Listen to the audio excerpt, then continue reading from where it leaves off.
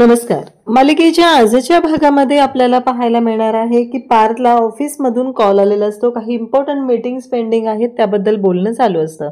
तेव्हा पार्थ म्हणतो की हो, मी आता ओके आहे, व्यवस्थित झालेलो आहे, आराम पण भरपूर झालेला आहे. आपण आज संध्याकाळी कॉलवर भेटूयाच आणि त्यावरती सगळे जे पॉईंट आहेत ते डिस्कस करूया, असं पार्थचं बोलणं चालू आहे. तेव्हा ते म्हणतात की हां, पण आज संध्याकाळी आज ऑफिसमध्ये आपण दिवाळी सेलिब्रेशनसाठी पार्टी ठेवलेली आहे आणि तुम्हाला माहिती आहे ना की बायकांना घेऊन यायचं आहे.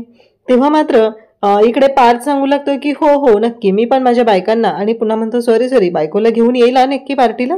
आता पार्थने इथे शब्द दिलेला आहे की हो, तो पार्टीला येणार आहे, त्याच्या बायकोला घेऊन येणार आहे. पण अचानक काय गोंधळ होणार आहे ते त्याला कुठे माहिती आहे. आणि पार्थ मात्र खुश असतो की आज कितीतरी दिवसानंतर आपल्याला बाहेर पडायला मिळणार आहे. आणि त्याचबरोबर या सगळ्या गोष्टी ज्या आहेत त्याच्या चालू झालेल्या असतात. तो म्हणत असतो की पण काव्याचा मूड सध्या ठीक असतो, येईल ती पार्टीला माझ्यासोबत. तेवढ्यातच काव्यात तंतनच आलेली असते, चेहऱ्याला फेसपॅक लावलेला असतो आणि ती ओरडतच आलेली असते. तेव्हा पार्थ म्हणतो की आता काय झालं. तेव्हा काव्या म्हणत असते की देशमुख देशमुख. पार्थ म्हणतो की काय झालंय, पण तुम्ही ते तोंडाला काय लावलेलं आहे. तेव्हा काव्या म्हणते की ते महत्वाचं नाहीये, आता मी जे काय विचारते ना ते महत्वाचं आहे. मला सांगायचं आहे की हे सगळं काय चाललेलं आहे. तेव्हा मात्र पार्थ म्हणत असतो कशाबद्दल बोलताय तुम्ही, काय झालंय नक्की, काय आहे हे सगळं. तेव्हा काव्या म्हणत असते की तुम्ही शॉवर केला की नाही, मग ते बाथरूम क्लीन का केलेलं नाहीये, तो पसारा का मांडून ठेवलेला आहे. तेव्हा पार्थ मात्र शांतच असतो. तेव्हा काव्या म्हणत असते की हे बघा, असं जर तुम्ही करणार असाल ना तर इथून पुढे मी तुम्हाला बाथरूम यूज करायला देणार नाही. जो काही गोंधळ घालून ठेवलेला आहे ना तो कोणाला क्लीन करावा लागणार आहे, ते सगळं कोण करणार आहे, असं काव्या ओरडतच आलेले असते. तेव्हा पार्थ म्हणत असतो की नाही ठीक आहे, मी इथून पुढे काळजी घेतो, असं काव्याच्या समोर तो मुद्दामच बोलत आहे. तेव्हा मात्र काव्या म्हणत असते की देशमुख, हे तुमचं अति चाललेलं आहे, यापुढे मी तुमचं अजिबात ऐकून घेणार नाही. काव्या खूप ओरडत असते पार्थला. ती म्हणत असते की तुमचं जे काही चाललेलं आहे ना ते मला अजिबात पटलेलं नाही. काव्या चिडलेली आहे. तेव्हा पार्थ म्हणतो की आता तुमचा मूड बरा करायचा आहे म्हणून मी ही गोष्ट ॲक्सेप्ट केलेली आहे. आणि एवढ्या पटकन पार्थने ती गोष्ट ॲक्सेप्ट केलेली असते की हो, मी बाथरूम क्लीन करतो आणि त्याचबरोबर इथून पुढे गोंधळ घालत नाही. मग काव्या जाते, स्वतःचा चेहरा क्लीन करते आणि पुन्हा येते. तेव्हा पार्थला म्हणू लागते की देशमुख, एवढ्या सहजासहजी ॲक्सेप्ट केलं. तेव्हा पार्थ मनातल्या मनात म्हणतो की काय करणार ना, आज पार्टीला जायचं आहे आणि हे जर विचारायचं असेल तर यांचा मूड व्यवस्थित पाहिजे. जर यांचा मूड व्यवस्थित नसेल तर काहीच उपयोग होणार नाही. हे सगळं त्याच्या डोक्यात चालू असतं. आणि तेव्हा मात्र इकडे काव्याशी तो बोलायचा प्रयत्न करत असतो. काव्या पार्थला पकडते आणि गोल गोल फिरवते. तेव्हा पार्थ म्हणतो की हे काय आता. तेव्हा काव्या म्हणते की आता तुम्ही मघापासून तुम्ही शब्दांची जुळवाजुळव करताय, गोल गोल फिरवताय, आता बोला काय आहे ते. तेव्हा पार्थ म्हणू लागतो की मला तुमच्याशी बोलायचं आहे. तेव्हा मात्र पुन्हा काव्याचा फोन वाजतो. काव्याच्या फोनवरती अनिशाचा फोन आलेला असतो. तेव्हा काव्या म्हणते की हे काय, हिचा फोन, ही ना पुन्हा आता बोलत बसेल, नको तुम्ही बोला आधी. मग काव्या फोन बाजूला ठेवते. पार्थ बोलायला सुरुवात करतो. पुन्हा अनिशाचा फोन वाजतो. काव्याला पार्थ म्हणतो की बघा काही महत्वाचं असेल. तेव्हा काव्या अनिशाला सांगू लागते की जे काय बोलायचं आहे ना ते पटपट बोल, अजिबात उशीर करू नकोस, जे काय तुला बोलायचं आहे ना ते भरभर बोलून घे, असं अनिशाला सांगितल्यानंतर मात्र अनिशा तिकडून बोलत असते. अनिशा म्हणत असते की मला माहिती आहे की काय झालेलं आहे, पण अगं काव्या तुला माहिती आहे का, आज आपल्याला संध्याकाळी ऑनलाईन लेक्चर आहे. हे ऐकल्यानंतर मात्र आता धक्का बसलेला असतो. आणि त्याचबरोबर काव्या म्हणत असते की काय ऑनलाईन, पण हे ऑनलाईन का घेत आहेत, मला कळतच नाहीये की कशासाठी हे ऑनलाईन लेक्चर घेतलं जाते, या सगळ्याचा काय अर्थ आहे आणि ऑनलाईन लेक्चर घेऊन काय करायचंय. तेव्हा मात्र अनिशा म्हणते अगं तुला माहित नाहीये का, कॉलेजमध्ये काय झालेलं होतं, त्याचं रिनोव्हेशन सुरू आहे ना आणि त्यासाठीच तर आता ऑनलाईन लेक्चर सुरू झालेले आहेत. तेव्हा काव्या पार्थला म्हणते की देशमुख बोला काय झालं, तुम्ही काय म्हणत होता, संध्याकाळी पार्टी, नवरा बायको, हे सगळं काय आहे, मला नीट कळेल का, असं म्हणत ते दोघंही बोलत आहेत. आणि तेव्हा मात्र इकडे पार्थ तिला म्हणत असतो की आज संध्याकाळी ना ऑफिसमध्ये पार्टी आहे आणि त्या पार्टीसाठी कपल म्हणजे बायको नवरा बायकोला इन्व्हाइट केलेलं आहे, येताना बायकोला कंपल्सरी घेऊन यायचं आहे. हे सगळं ती बोलत आहे. आणि तेव्हा मात्र काव्या म्हणते की ठीक आहे ना, मग जाऊया ना आपण, काहीच प्रॉब्लेम नाहीये. हे ऐकल्यानंतर मात्र पार्थ म्हणतो की नाही, मी आता ऐकलंय ना तुमचं इम्पॉर्टंट लेक्चर आहे ना आज, मग नाही जायचं आपण. हे ऐकून काव्या म्हणत असते देशमुख असं काय करताय, तुम्हालाही तेवढा चेंज होईल, आपल्या माणसात गेल्यावर तुम्हालाही बरं वाटेल, तुम्हीही कितीतरी दिवस झालं घराच्या बाहेर पडलेला नाहीयेत, त्यामुळं मला असं वाटतंय की आत्ता आपण तिथे जाणं गरजेचं आहे. तेव्हा मात्र पार्थ म्हणत असतो की नाही, कसं आहे माहिती आहे का, तुमची रिव्हिजन राहील, तुम्हाला किती गरज आहे मला माहिती आहे, तुमच्यासाठी एक एक मिनिट किती महत्त्वाचं आहे ना तेही मला माहिती आहे, त्यामुळं मला तुम्हाला अजिबात या सगळ्यातून डिस्टर्ब करायचं नाही. अशा पार्टी कितीतरी होतील हो, त्याचा नका विचार करू, अशा पार्टींचा विचार करायची काहीच गरज नाही. अशा दोघांच्या गप्पा चालू असतात.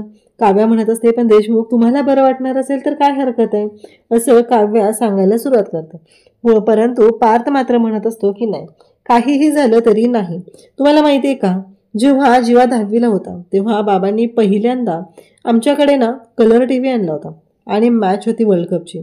पण मी ती मॅच मात्र केली नाही, कारण ती मॅच अटेंड मी केलीच नाही, मी मॅच बघितली नाही. का तर जीवाची 10वीची परीक्षा होती आणि जेव्हा जीवाचा रिझल्ट माझ्या हातात आला तेव्हा मात्र तिथे गेल्यानंतर मला कळलं, तो रिझल्ट पाहिल्यानंतर जो आनंद होता तो आनंद मला दुसऱ्यांदा पुन्हा अनुभवायचा आहे, तो म्हणजे तुम्ही आयएस झाल्यानंतर.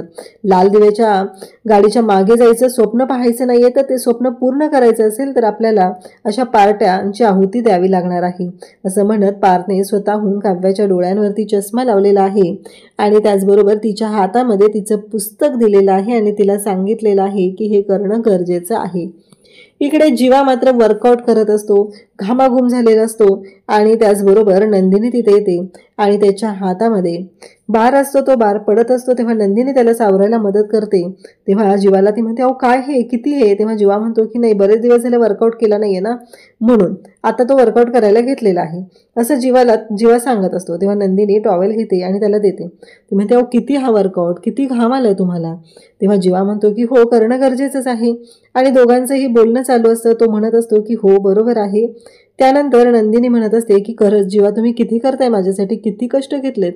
जीवा म्हणत असतो, नाही एवढं काही केलेलं नाहीये. तेव्हा नंदिनी म्हणते की तुम्ही मला माझा आनंद निवास परत मिळवून दिलेला आहे आणि मला माझा आनंद परत मिळवून दिलेला आहे, मी तुमच्यासाठी खरंच काहीही करायला तयार आहे. आणि पुन्हा नंदिनीचं सुरू होतं, जीवा मला सांगा ना, एवढ्या मोठ्या पैशांची ॲडजस्टमेंट कशी केली तुम्ही, नक्की काय केलं, कसे आणले ते पैसे, काय केलं. आता जीवाला ती प्रश्न विचारत असते. तेव्हा मात्र जीवा म्हणत असतो की आता पुन्हा सुरू झालीस का तू, काय हे सगळं. मग नंदिनी तेवढ्यावर थांबत नाहीये, तर नंदिनी मात्र जीवाचा हात स्वतःच्या डोक्यावरती ठेवते आणि त्याला सांगू लागते की आता सांगा मला काय झालेलं आहे आणि कशा पद्धतीने गोष्टी घडलेल्या होत्या, आता मला कळलं पाहिजे, असं म्हणत नंदिनी त्याला बोलत आहे. तेव्हा मात्र जीवा म्हणतो की काय हे तुझं आणि का असं करतेस तू प्रत्येक वेळेस, असं त्याला सांगते. तरीही जीवा मात्र ऐकायला तयार नसतो. जीवा म्हणत असतो की मला कळलं पाहिजे नक्की काय कारण आहे या सगळ्यामागे आणि कशामुळं.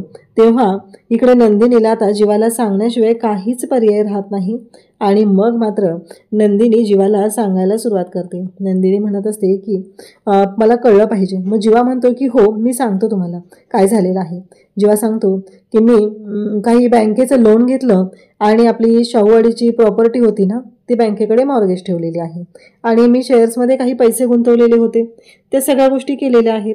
हे ऐकल्यानंतर नंदिनीला तर धक्का बसलेला असतो. नंदिनी म्हणते, काय तुम्ही लोन घेतलंय आणि त्याच्यासाठी मॉर्गेजला तुम्ही शाहूवाडीची प्रॉपर्टी ठेवली आहे. हे ऐकल्यानंतर मात्र आता नंदिनीलाही धक्का बसलेला असतो आणि त्याच वेळी इकडे नंदिनी म्हणते, अहो पण घरातल्यांना हे कळलं तर. तेव्हा जीवा म्हणतो की कसं कळणार आहे, कारण मी 20 वर्षांसाठी लोन घेतलेला आहे आणि मी त्याचे हप्ते फेडेल ना आणि लवकरच ती प्रॉपर्टी पुन्हा मिळवेल, असं नंदिनीला तो सांगत आहे. परंतु नंदिनी म्हणते, हे तेवढं पॉसिबल होऊ शकेल का. तेव्हा मात्र जीवा सांगत असतो की का नाही होणार, करेल ना मी. तेव्हा नंदिनी म्हणते की खरंच जीवा, तुम्ही आज माझ्यासाठी जी गोष्ट केलेली आहे ना ती फार मोठी आहे आणि त्याचा विचारही कोणी करू शकत नाही, एवढी मोठी गोष्ट तुम्ही आज माझ्यासाठी केलेली आहे, असं म्हणत नंदिनी जीवाला बोलत आहे, त्याला सांगत आहे. तेव्हा मात्र जीवाला ती म्हणते की ठीक आहे, आपण दोघं मिळून फेडायचं आहे, जो EMI येईल ना तो दोघांनी मिळून अर्धा अर्धा भरायचा आहे.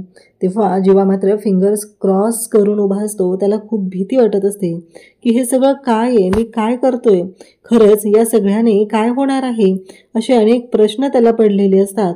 आणि आता मात्र जीवा म्हणत असतो की एक खोटं लपवण्यासाठी मी किती खोटं बोलणार आहे अजून, आजही मी पुन्हा नंदिनीशी खोटं बोललेलो आहे. फक्त शाहूवाडीची प्रॉपर्टी मी तिला सांगितले की ती मॉर्गेज म्हणून ठेवलेली आहे, पण खरं तर ती प्रॉपर्टी मी विकून टाकलेली आहे. काय होणार आहे, असं त्याचं बोलणं सुरू असतं. इकडे विक्रम आणि मानिनी दोघंही आता चेस खेळत बसलेले असतात. तेव्हा मानिनी म्हणत असते की देशमुख, तुमचं लक्ष नाहीये.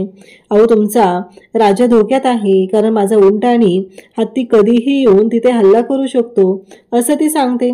तेव्हा मात्र देशमुख म्हणजेच इकडे इकडे पारचे बाबा ते म्हणत असतात की हो बरोबर आहे, पण मला काय वाटतं माहितीये का, आपलं हे जे कपल आहेत ना, हे मुलं आपली खूप खुश आहेत, सुखात आहेत. मला फक्त आता एवढंच वाटतंय की आपण दोघांनी ना आता मस्त सेकंड हनीमूनला जाऊया. मुलांचं सगळं सेटल झालेलं आहे. मानिनी म्हणत असते काय हे तुमचं, आत्ताही तुम्ही अशाच बाबतीत बोलत आहात. तेव्हा मात्र तो म्हणत असतो की काय करणार आहे, आपली मुलं जर व्यवस्थित सेटल झालेली असतील तर काहीच प्रॉब्लेम नाहीये, असं तो सांगतो. पण तेव्हा मात्र इकडे मानिनी म्हणत असते की एकदा का नातवंड आली की मग आपण जाऊया. आपल्या मुलांनी ती गोष्ट मनावर घेतली की झालं मग. तेव्हा देशमुख म्हणतात की कसं शक्य आहे, एकदा का नातवंड आली की तू त्यांच्यामध्ये एवढी गुरफटून जाशील की तू म्हणणार आहे की नाही आपल्या त्या नातवंडांना सोडून आपल्यालाच घराबाहेर पडायला नको होणार आहे त्यांच्याबरोबर खेळण्यामध्ये. तर मानिनी म्हणते की हो ते बरोबर आहे, परंतु इकडे मात्र देशमुख म्हणत असतात की बरोबर आहे, कवळी असताना आता चणे शोधून काय उपयोग आहे सांग बरं. असंच त्यांच्या दोघांचंही चालू आहे आणि दोघंही एकमेकांना छान अशा कॉम्प्लिमेंट देत बोलत असतात, गप्पा मारत असतात. नंदिनी आता आवरत असते आणि त्याच वेळी तिच्या मोबाईलवरती मेसेज वाजतो. इकडे जीवाच्या मोबाईलवरही त्याच वेळेस मेसेज आलेला असतो. नंदिनी मेसेज बघते आणि हादरते. नंदिनीला धक्का बसतो की तो मेसेज आलेला पाहून. तिला खरं तर प्रश्न पडलेला असतो की काय आहे हे सगळं, आणि मग ती मेसेज पाहून हादरते आणि तेवढ्यात जीवा तिथून येतो. जीवालाही तो मेसेज आलेला असतो आणि ती जीवाकडे पाहू लागते. तेव्हा जीवा म्हणतो की हो, मलाही आलाय काउन्सिलरचा मेसेज, असं म्हणत ती जीवाला बोलते. तेव्हा दोघंही एकमेकांना सांगत असतात. इकडे त्याच वेळेस नेमकं काव्या आणि पार्थ या दोघांना सुद्धा मेसेज आलेला आहे आणि त्या दोघांना सुद्धा आता काउन्सिलरने भेटायला बोलवलेलं आहे. ह्या दोघांमध्येही आता कन्फ्युजन सुरू आहे.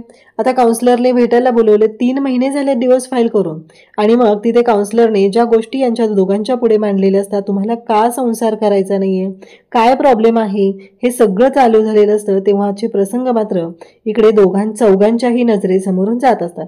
जेव्हा ते काउन्सिलरला भेटायला गेलेले असतात तेव्हा काउन्सिलरने त्यांना सांगितलेलं असतं की हे बघा, कसं आहे, पार्थला काही प्रश्न विचारले जातात, त्या प्रश्नांची उत्तरं काउन्सिलरला पार्थने अगदी व्यवस्थित दिलेले असतात आणि काउन्सिलर म्हणालेले असतात की एवढं सगळं माहिती आहे, लग्नाला किती दिवस झालेत हे सुद्धा तुम्हाला परफेक्ट माहिती आहे, मग डिवोर्स कशासाठी घ्यायचंय. तेव्हा पार्थ म्हणतो की मला तर ना यांचा हात हातात घेऊन देवळाची पायरी चढायची होती, पण मला कोर्टाची पायरी चढावी लागलेली आहे. यांना जर माझ्याबरोबर राहायचं नसेल तर डिवोर्स घेतलेला चांगला आहे, असं पार्थने सांगितलेलं असतं. नंदिनी जीवाच्या बाबतीत सुद्धा तेच घडलेलं असतं आणि दोघांच्याही नजरेसमोरून त्या गोष्टी जातच नाहीयेत. आता दोघांनाही तेच आठवत आहे. आता मात्र पुढे काय करायचं. काव्या म्हणते की देशमुख 3 महिने झालेले आहेत.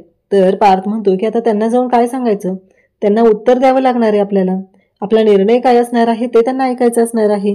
आणि त्याच वेळी आता हे बोलणं त्यांचं सुरू आहे. त्यांना प्रश्न पडलाय की आता काय करायचं, कशा पद्धतीने गोष्टी करायच्या आहेत. आणि मग मात्र पार्थ आणि काव्या दोघेही आता टेन्शनमध्ये आलेले आहेत. तर इकडे जीवा आणि नंदिनीला सुद्धा टेन्शन आलेलं आहे की बघत बघत 3 महिने संपलेले आहेत आणि आपल्याला लवकरात लवकर निर्णय घ्यावा लागणार आहे. हा प्रश्न त्यांनाही पडलेला आहे. नंदिनी म्हणते की काय आता पुढे काय, म्हणजे आपण घरातल्या सगळ्यांच्या समोर एकत्र आहोत, एवढ्या सगळ्या गोष्टी करत आहोत, परंतु आपल्या नात्यामधला हा जो गुंता आहे, हा गुंता कसा सोडवायचा आहे, हा प्रश्न मात्र समोर उभा राहिलेला आहे.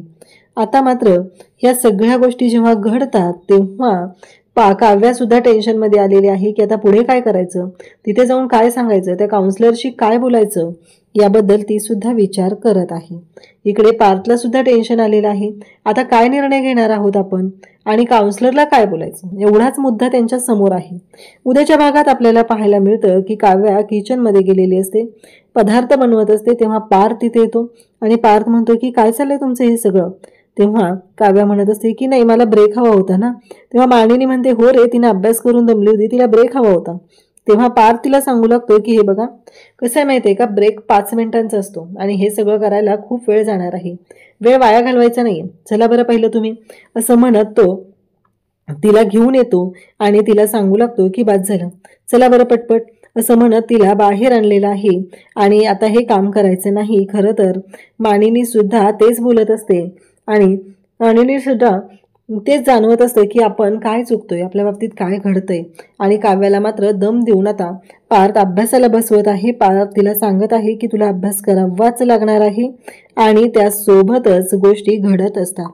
इकडे आता नंदिनी आणि जीवा या दोघांचंही बोलणं सुरू आहे. जीवाने मात्र साडीची घडी अगदी परफेक्ट अशी घातलेली असते आणि ती साडीची घडी करून ती नंदिनीच्या हातात देत असतो. तेव्हा मात्र तो म्हणत आहे की हे बघ, कसं आहे माहिती आहे का, या पद्धतीने मी गोष्टी केलेल्या आहेत आणि अगदी छान अशी साडीची घडी केलेली आहे आणि तुझ्या हातात सुद्धा दिलेली आहे.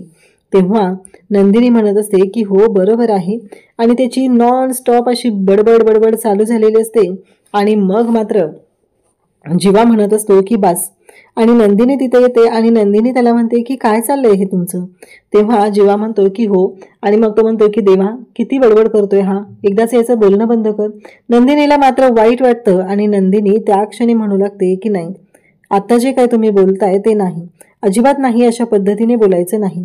कारण अशी निर्वाणीची भाषा केल्यामुळं नंदिनीला वाईट वाटलेलं असतं आणि त्या क्षणी नंदिनीने जीवाच्या तोंडावरती हात ठेवलेला आहे आणि त्याला सांगितलेलं आहे की असं पुन्हा नाही बोलायचं. नंदिनीला त्या गोष्टीचं वाईट वाटलेलं आहे की जीवा त्याची बडबड बंद करायला सांगत आहे, देवाकडे प्रार्थना करत आहे. म्हणून नंदिनी थोडीशी भावूक झालेली आपल्याला पाहायला मिळते. अशाच अपडेटसाठी चॅनलशी कनेक्ट राहा. थँक्यू.